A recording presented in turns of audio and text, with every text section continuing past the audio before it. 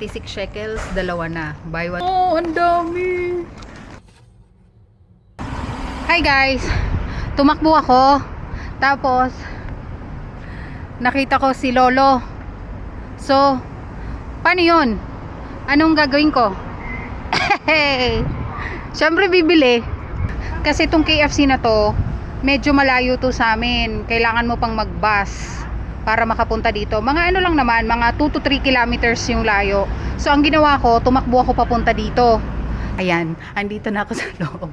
Buti na lang, kaka-open lang nila. Tapos wala pa masyadong tao.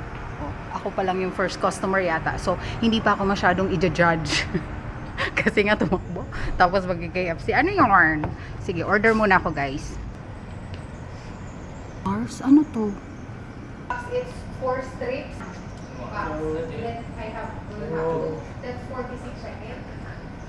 This is oatmeal. Yeah. Ayan sila. Yes, enough. Thank you. Have a nice day. Orders complete. 46 shekels, dalawa na. Buy one take one, diba? Tignan natin yung laman. Oh, ang dami.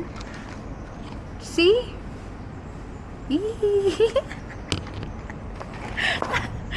So, ayun.